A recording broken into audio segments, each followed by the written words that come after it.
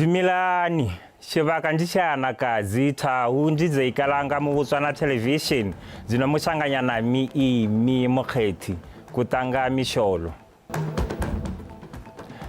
Mbili mangenje advocate Dumaboko vegadza gwema zwimisilo embuso ekulizalizana muna zvevuxavi.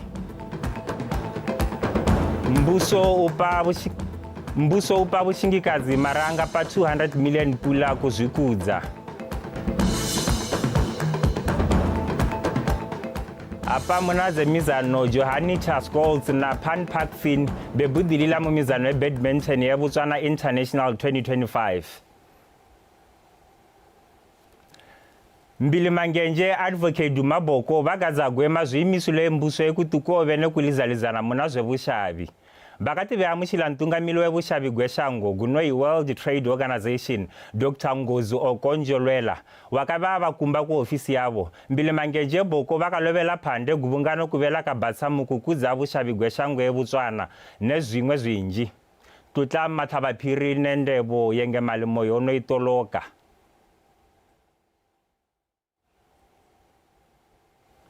Mbuso e Botswana wakavika maranga pa 200 million pula kubatsa vuxingikazi gwa muno ixexeli mazwimisilo makulu kwazo xilekwe makole manji batsweye yesipo.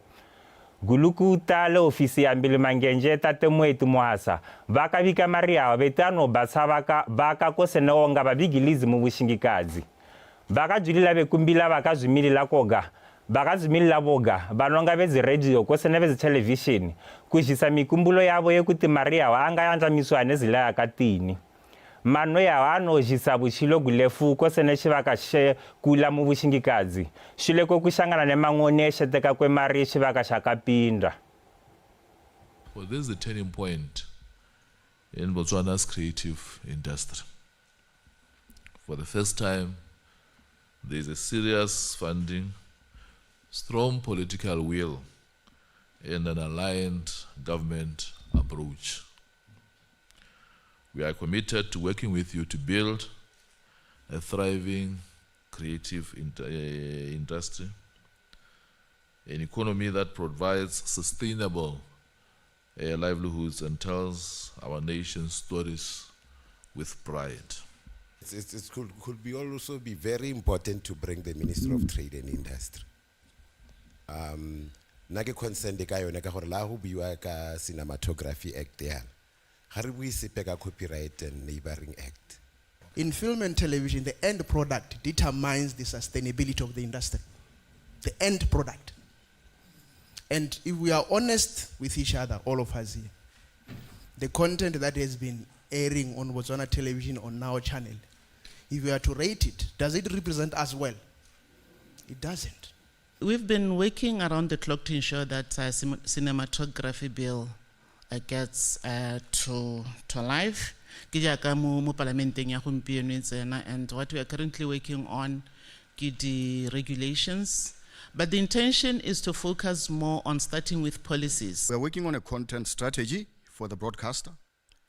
And that strategy will go through commissioning, the reasons for commissioning, but I'll just give guiding principles about that commissioning process. The commissioning process will be informed as to the impact, economic impact and cultural impact of what we are commissioning. So it would mean that we'll be looking under the hood of the production to see who gets what how.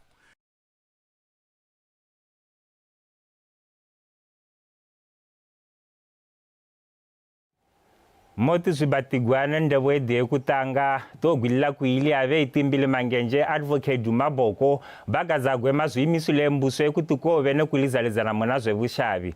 Vakative amuxilantungamili wevuxavi gwexango gunoi World Trade Organization Dr. Ngozi Okonjo-Iweala wakava vakumba ku ofisi yavo. Mbili mangenje boko vakalovela phande guvungano kuvela ka batsamuku kudza vuxavi gwexango eBotswana nezwimwe zwinji.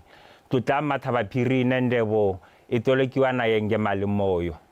Vakative amuchila ntungamili we World Trade Organization mbili mangenje advocate Dumaboko vakalakidza kuti sabatana kwexango dza Afrika kothama kuti kustongovene mbuzilo mufungwa ya xango dzayo. Ntutu we Afrika muchivaka changwenu wakavigilidza kwazo mondongoloso dzimwe. kwazo ya African Continental Free Trade AfCFTA yakazvimisila kudza vushavi gweshango dzeAfrica kushandula chimo chefungwa yeshango. We now have the Africa Continental Free Trade Area Agreement, which is a bold step in reversing some of these trends. And it also needs to be supported by relevant, resilient infrastructure to connect these African countries for better trade amongst themselves. We understand the international trade space has not been fair. It has not operated on principles of equity. Protectionism and over-protectionism in certain instances, and where there have been in the past disputes regarding how certain economies have cloistered themselves and protected their industries and created an imbalance in the trade space. The reaction, instead of addressing the substance of the problem, has been to pacify by deploying financial resources. So we would like to see a more fair, more equitable trading space. But we remain hopeful.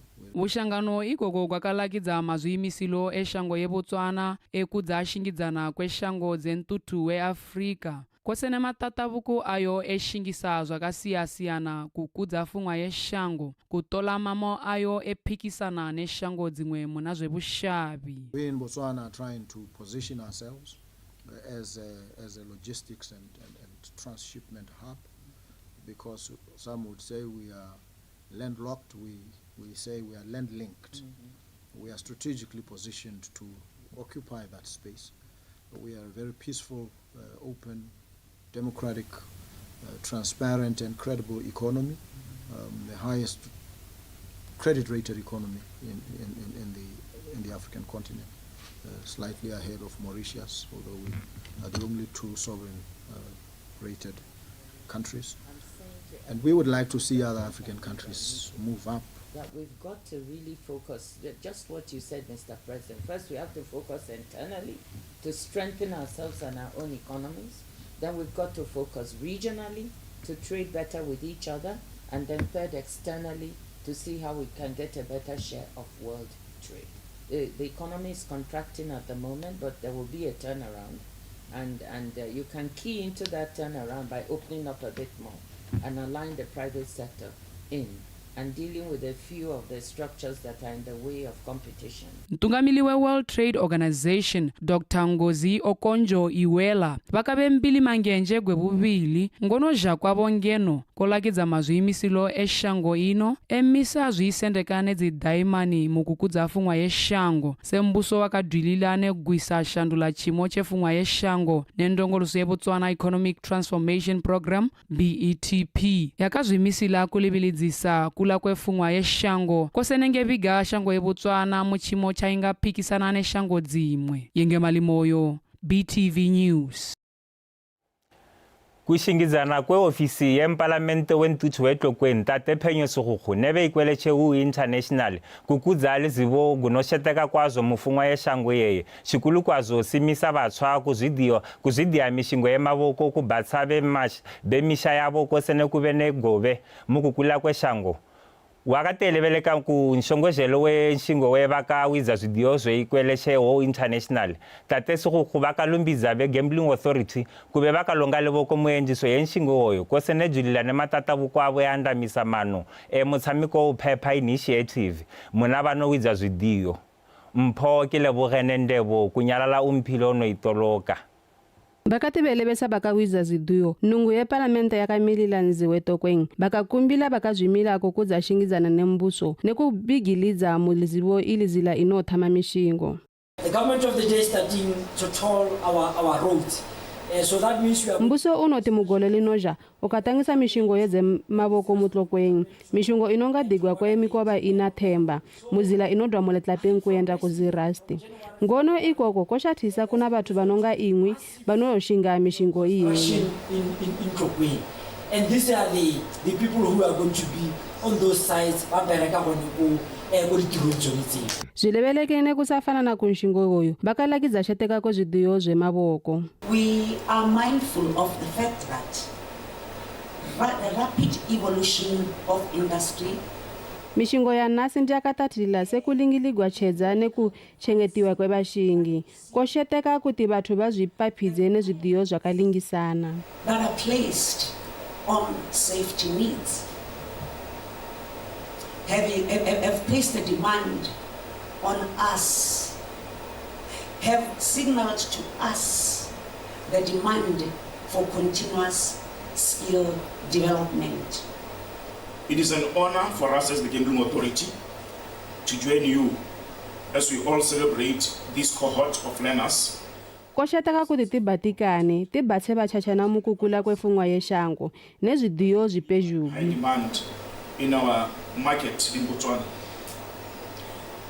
These are skills that are needed by our economy, and they empower young people with the ability to earn a livelihood, support their families, and contribute meaningfully to national development. Tate Sekgokgo ba ka lakidza mazwimiselo embuso kukudza zwidiyo zvemishingo yemavoko belakidza iliwo nshongoshongo weshingisa zvakasiyasiyana kushandula fungwa yeshango bakadhulila belovelawo international phande kube bakadhulila bekudza vakadzi mumishingo inozigwa ili yevalume kunyalala umphile BTV News.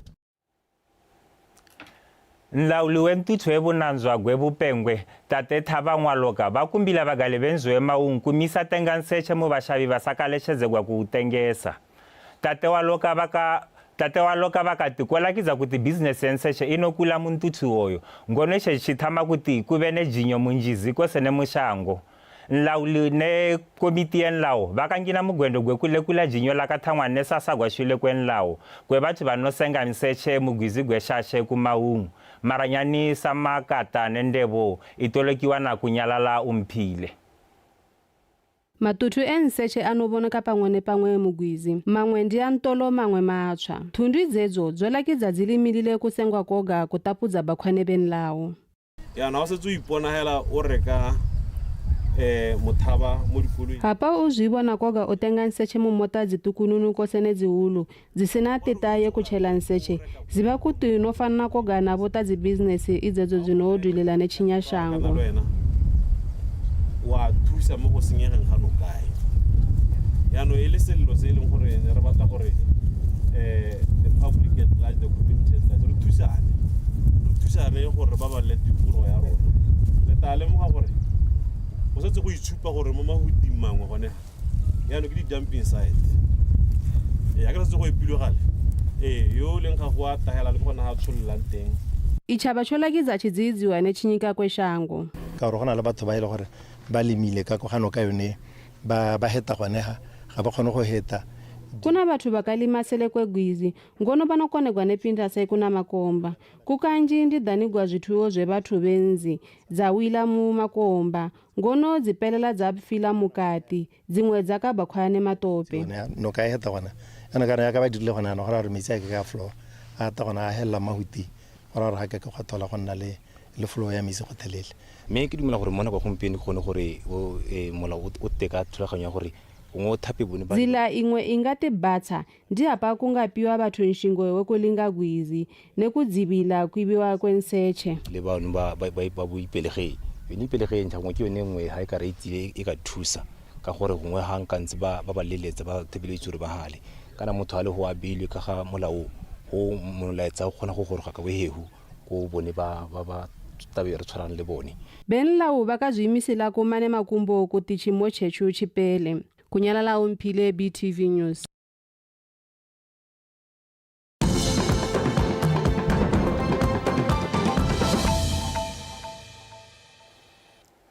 Ntungamili we xiporisa xa Ntuthu we district number 8 tate Obed Manji bakakumbila ixava ku batana ne xingidzana ku gwisa ne ku pedza dzidzana kwevunigwe vathu muntuthu evuteti tate Manji bakaleva matama yawa xile kwegwendo gwedzivila ne misa dzidzana kwevunigwe vathu gwakave gwakatungamigwa ne ve Botswana Sport Volunteers Movement bakabatana ne ve xiporisa xa Botswana. e gasa molaetsa o e leng gore o ra setšhaba ba ne ba seyo mo go lona gore nya tankwano a re yeng ko tshiamo re lwantshe bolwetsi bo bo re kelemetseng kana bo bo re setse morago mo tšhabeng ya rona. Bolwetsi bo ke kgokgontsho, bomme le bana ke rona ba re utlwang manukunoko a kana-kana. Re gasa mmele ga tshela Botswana loti di-region tsa rona tsa 11 ha re bua yana mo kgweding ya November ba diragatsa ha selo theka bophara ba tshwaragane le masepodisi ba tshwaragane le makgotla a ikemetseng a leng kgathanong le mathata a GBV. Re le setšhaba sa lethakane kana sa boteti a re tshwaragane le ba SVM ke ba ithaopile hela gore ba tare ha molaetsano go mo go rona gore a ra wa amogela. Sports ke gone go re kopanang teng re le bantsi ke gone go eleng go dikgang tse dintsenyana di gasega ka bonako go na le ha gongwe ha re le ko mmolong kana re iraeng, but when we involve sports mo dikgang tse dintsana molaetsa wa teng o gasega ka bonako. We need to be a nation that is fearing God. When you are fearing God, if your uncle start touching you, you won't start it only in prayer, but you will be able to voice out.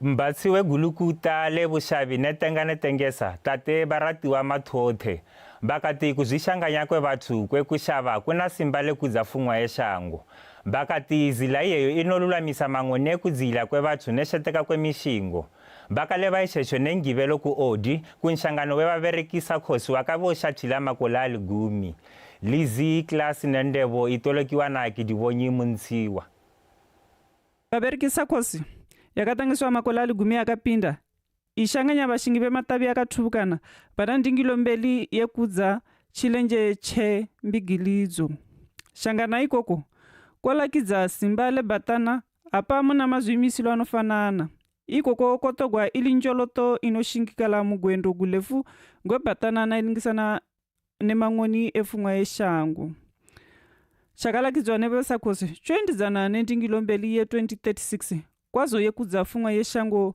nekuzvibaba. This growth has not happened by chance. It is the results of hard work. Shangana ikoko imbuzilo yeshinga nesimba kushingikadza zvibuya nebatana kuna mazvimisilo ataka batikanila tivamilili kakale togadza gwevathu tovatungamila kuti vashinge vose vave nemaoloto ang'o mpela ndizvo tituvule mazvimisilo edu. Be no goal that is hard or big to reach. SACCOs are meant to be inclusive, ensuring that no one is left behind. SACCOs yakazvimisila kuti kusongovene unosalila kushe mikumbulo yakashiswa nebedzikopa inolakidza mazvimisilo mufungwa yeshango. SACCOs yakafanana dhulila nekugagagwe neichava. On the benefits of SACCOs. Dzikopa vakumbikwa kuti vakudze njala kanga psa dzingaita kuti ndongolotso dzavo mukuzvikwalisa nekopa dzimwe dzakathuvukana. Banks are coming up with products. Vematula emari vakadhwilila nemazvimisilo ekukwevela nungu dzedu kuvali ngone izhani nemikumbulo ingabatsa nungo dzedu kuti dzisitogwe ne vamwe. Ways to retain your members. Mbatsi wegolokota wakumbila ave vaverekisa khosi kulonga livoko mukushingikadza milila nembuzilo yezikopa dzimu mizi yavo inodhwilila ikula. Kilibo jimontsiwa BTV News. Ntungamili wetoropo esilive phikwe tate wage makhosa bakatola thambo yekutangisa ndebesano nevana gove kubapashivaka shekuwisisane kukudza shingidzana kwevagali setoropo yeyo izvilulamisila kutangisa mishingo mikulu yekuzvikudza vamwe vevana gove vakashangana navo nje vanoendisa mota dzinosenga ichava Karabo Molusi Nendebo kutoloka utaji sathapo. Juba ne juba, joba ino hisa kuchilo ya mota zeichava, ino uika muzila silive pikwe. Ndizo kutima kungwana yano endisa shangu asimi. Majimilo aba atopelela muzimota koga. Ngono ano yendisa zingwe zila zinokuza fungwa ye shangu. Dikgolo tse di tang mo Phikwe di tlhoka gore lona le le ba transport le bo le ipankanyeditse go amogela baeng.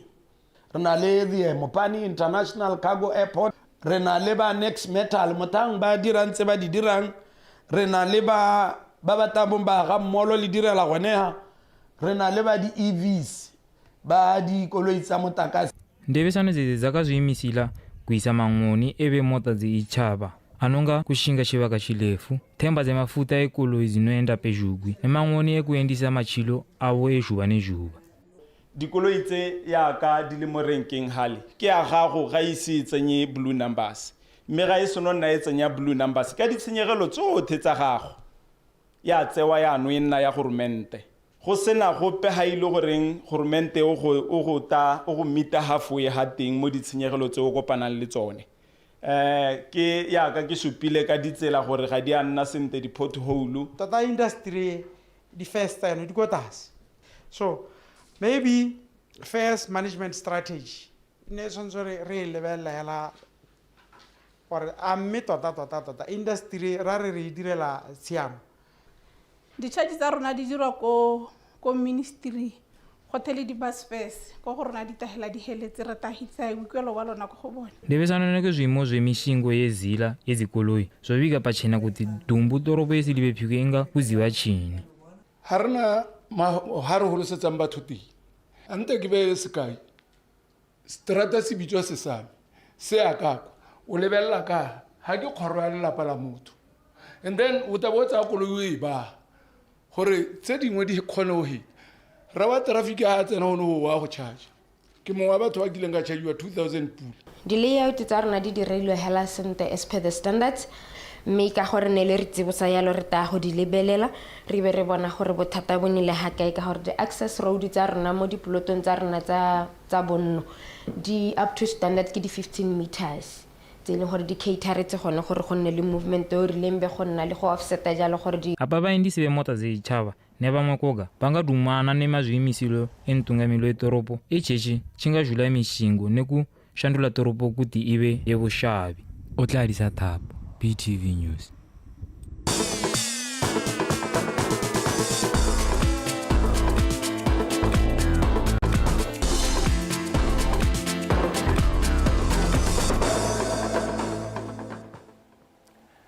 Munaze mizano nzani we South Africa Johanita Scholes newe Vietnam Pan Pak Thin ndibo bakunda bamwe mu mizano ye Botswana International 2025 yakabe akabakhwane be Botswana Badminton Association nebe Botswana National Sport Commission.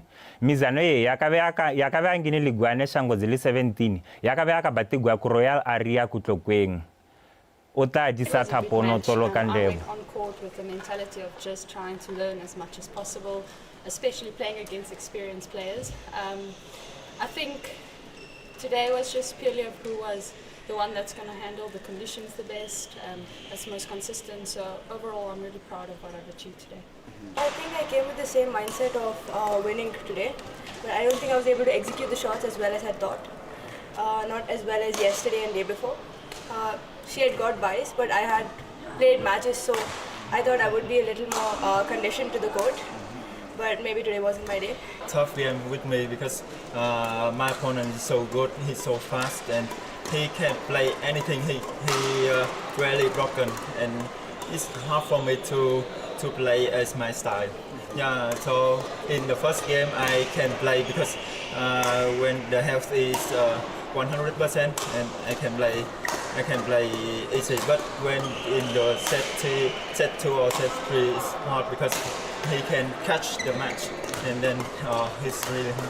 Especially when he lead me 14-9 in the set 3, I think that maybe I lost. Yeah. It was a very close match. I gave my best, and it's my first final in international, so I'm very happy. Also said same moment was lost at 21-19 first set, so very close match. But I have to learn from my mistakes and get my best in my next tournament. ngati zviikumbuluzenika kale misholo yetau dzedu mbilimangenje advocate maboko begadza kuema zviimisilo embuso ekulizalizana muna zvevushavi mbuso upa vevushingikadzi maranga pa 200 million pula kuzvikudza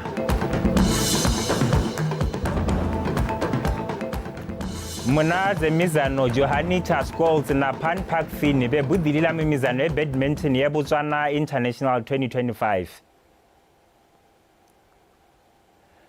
la mila losedzela budha kwelingwe kusvikila tishangana kakale muna la mangwana adzive hope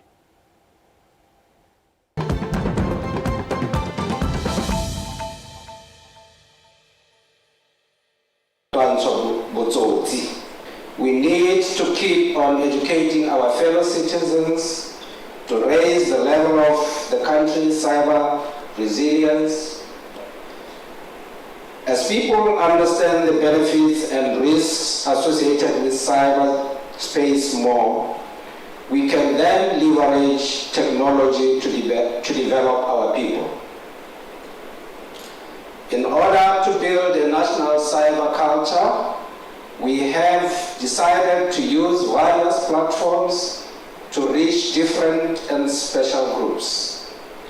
We have observed that our elders are vulnerable to cybercrime and more often